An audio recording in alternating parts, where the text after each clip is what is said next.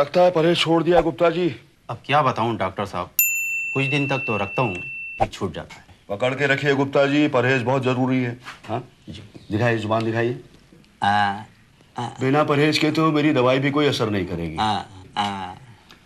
अच्छा ठीक है ठीक है। आप हरी सब्जियां खाइए और मिर्च मसाले, नींबू, अचार, खट्टा सब बंद।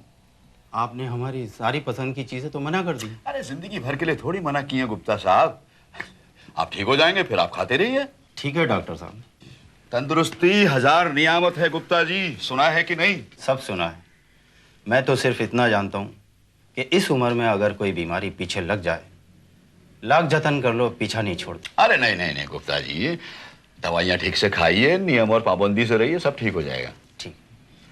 मैं 3 दिन की दवाइयाँ दे देता हूँ। 3 दिन की दवा नहीं, 7 दिन की दवा दीजिए, क्योंकि मैं 1 हफ्ते के लिए मथुरा दर्शन करने जा रहा हूँ।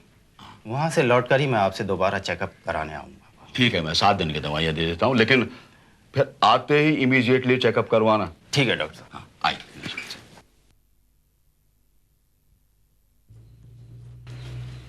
ये क्या डॉक्टर साहब, आप अपने हाथ से दवा दे रहे हैं? आपका कंपाउंडर कहाँ गया? भाग गया गुप्ता जी, हमारा कंपाउंडर भाग गया। डॉक्टर साहब, वो तो बड़ा होनहार था। होनहार लोग टिकते कहाँ हैं गुप्ता जी? शादी कर ली है उसने, इसलिए अभी तक नहीं लौटा है। नई नई शादी हुई है, आराम करने दीजिए, जब तक किसी दूसरे कंपाउंडर का इंतजाम कर लीजिए। ठीक है, 2-4 दिन इंतजार करता हूँ, नहीं आया तो फिर किसी दूसरे को रख लूंगा। ये लीजिए दवाइयाँ। अरे वाह, बड़ी लंबी उम्र है तुम्हारी, तुम्हारी ही बात कर रहे थे। लीजिए डॉक्टर साहब, आपका कंपाउंडर हाजिर है। नमस्ते बाबूजी। नमस्ते गुप्ता जी। नमस्ते नमस्ते भाई, शादी मुबारक हो। Thank you so much. लीजिए डॉक्टर साहब, अब आपकी परेशानी दूर हो गई। ये मनस्वी अब सब कुछ संभाल लेगा। हाँ गुप्ता जी, ये जो पीने वाली दवाई है, ये भूख खोलने के लिए, तो सवेरे ब्रेकफास्ट से पहले, लंच से पहले और डिनर से पहले। ठीक है। और ये जो गोलियां हैं, ये सादे पानी के साथ सुबह, दोपहर और शाम। ठीक है ठीक है। ये लीजिए डॉक्टर साहब, आपकी फीस। Thank you. कब आए? जी बस आज ही। मावल।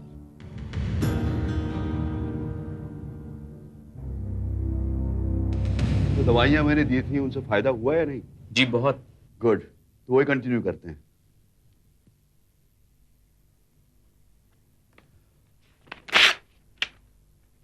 ये लो। अरे मन, मैंने पर्ची दे दी है, इन्हें दवाइयां दे देना।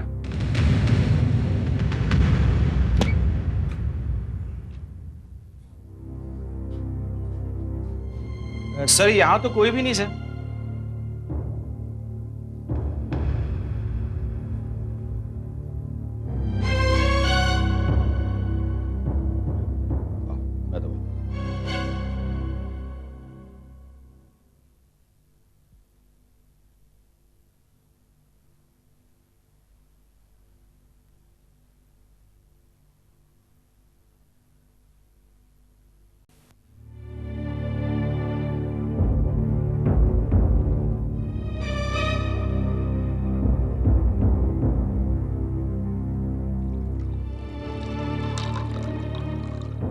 क्या बात है मन, तुम इतनी जल्दी वापस आ गए?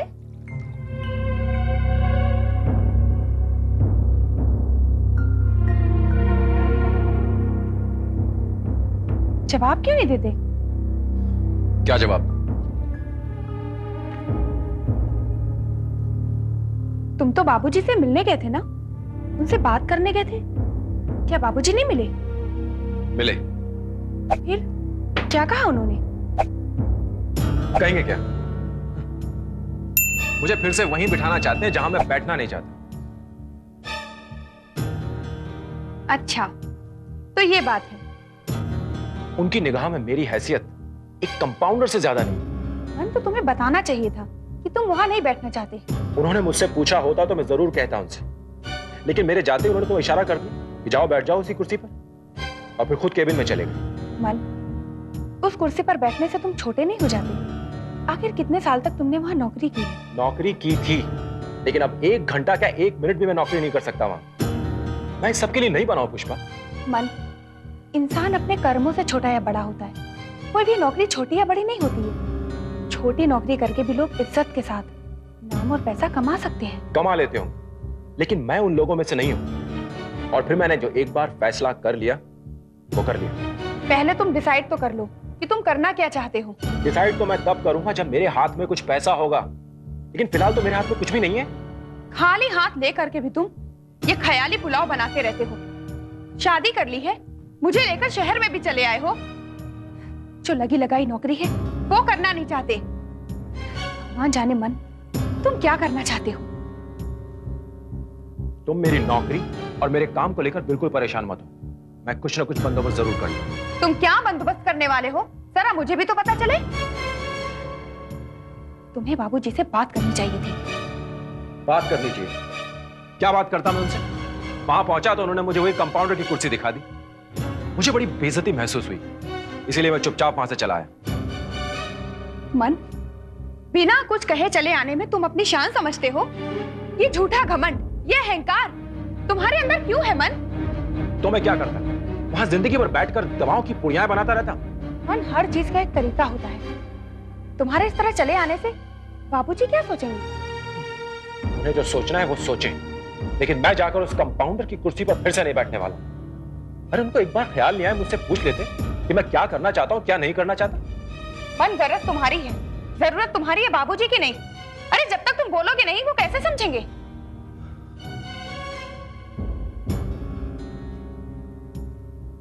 ठीक है, मैं जाकर एक बार बात करता हूं। मन, बड़ा बनने के लिए, बड़ा काम करने के लिए पहले पूरी प्लानिंग की जाती है। रहा सवाल पैसे का, तो तुम जाकर बाबूजी से बात करो। अगर जरूरत पड़ी तो मैं भी तुम्हारे साथ चलूंगी। ठीक है, मैं पहले अकेले जाकर बात करता हूं। अगर उन्हें मेरी बात समझ में नहीं आई तो फिर तुम भी साथ चलो। ठीक है, ये हुई ना बात।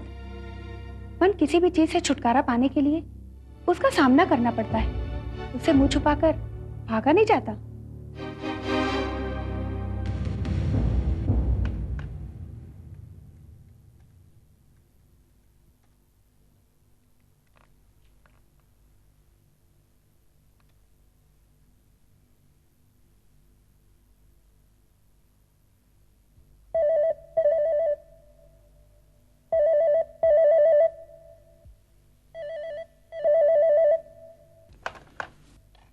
हेलो।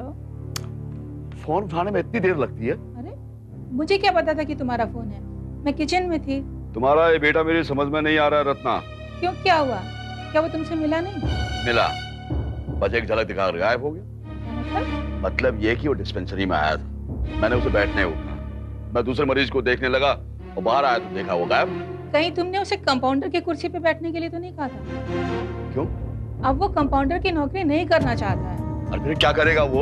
शादी करते ही दिमाग 7वें आसमान पर पहुंच गया उसका। तुम क्या जिंदगी भर उसे कंपाउंडर बना के रखना चाहते हो? अरे कंपाउंडर की नौकरी में ऐसी खराबी क्या है? मैं उसे अच्छे पैसे देता हूँ, अपने साथ रखता हूँ। साथ तो वो अभी भी तुम्हारे रहेगा, लेकिन अब वो कुछ बड़ा काम करना चाहता है। तुम भी उसकी बातों में आकर ही भूल गई हो कि उसके लिए क्या जरूरी है और क्या नहीं। जब वो कंपाउंडर की नौकरी नहीं करना चाहता है तो क्या मैं उसके साथ जबरदस्ती करूंगी? क्यों? उसका मुंह नहीं है क्या? जब वो मेरे पास आया तो बोल नहीं सकता था मुझे? मैं तो अभी तक उसी की उम्मीद लगाए बैठा हूँ। तो फिर तुम्हें उसे बुला के बात क्यों नहीं कर लेते हो? क्या तुम्हारा कोई फर्ज नहीं है? अरे बिना कुछ बोले चला गया, ये भी कोई बात हुई? ठीक है, आएगा तो मैं बात करूँ, अभी मैं फोन रखता हूँ। सुनिए, उसे किसी तरह की तकलीफ नहीं होनी चाहिए। उसने अभी नई नई गृहस्थी बसाई है। इस तरह मुंह छिपाकर घूमने से कोई फायदा नहीं होता रत्ना, तुम उसे समझाना। ठीक है, मैं फोन रखता हूँ अभी।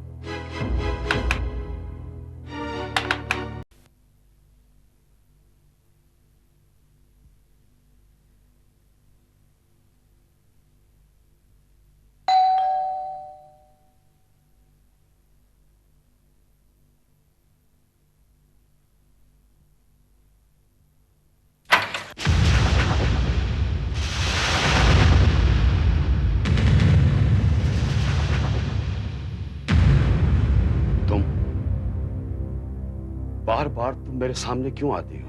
क्यों?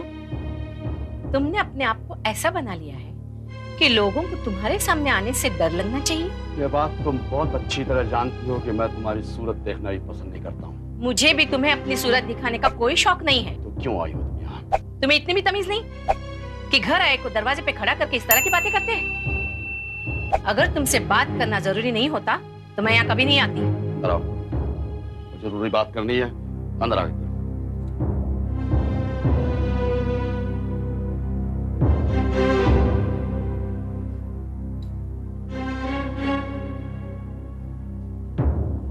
अब बोलते क्यों नहीं, चुप क्यों हो? वो कहावत है ना कि रस्सी जल गई लेकिन ऐठन नहीं गई, ये तुम पर बिल्कुल फिट बैठती है। और तुम्हारी जो जले पर नमक छिड़कने की आदत है, उसे क्या कहेंगे? तुम्हें हमेशा मेरे बारे में गलतफहमी थी और आज भी है। एक बार अपने को पहचानने में गलती कर सकता हूँ, लेकिन तुम्हारी पहचान मुझे अच्छी तरह है।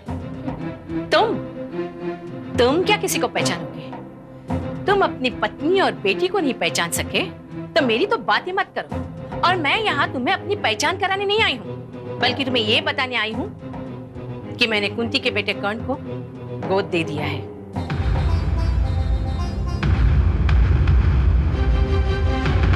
बात मुझे बताने की जरूरत तुमने क्यों समझी? सिर्फ इसलिए क्योंकि मैं अपने सिर पर कोई बोझ नहीं रखना चाहती। जब गोद देने का फैसला किया था तब भी मैंने तुम्हें बताया था, और आज गोद देने के बाद भी तुम्हें यह खबर देने आई हूँ।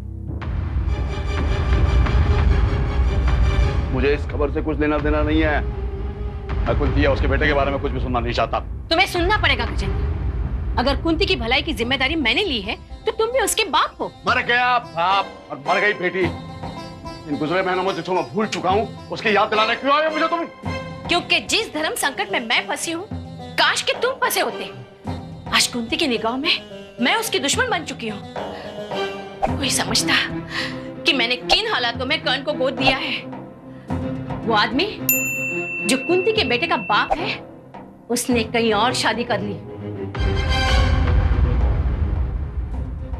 ये तुम्हें किसने बताया? कोई बताए या ना बताए, ऐसी बातें छुपती नहीं है। ऐसे में यही सोचकर कि बिना बाप के बच्चे का भविष्य बन जाएगा और कुंती की जिंदगी से कुंवारी मां का दाग हमेशा के लिए मिट जाएगा, मैंने कर्ण को गोद दे दिया। तुम ये सब बताने क्यों आई मुझे यहाँ? पहले भी आई थी, लेकिन पता चला तुम अपने कंपाउंडर के शादी में गए हो।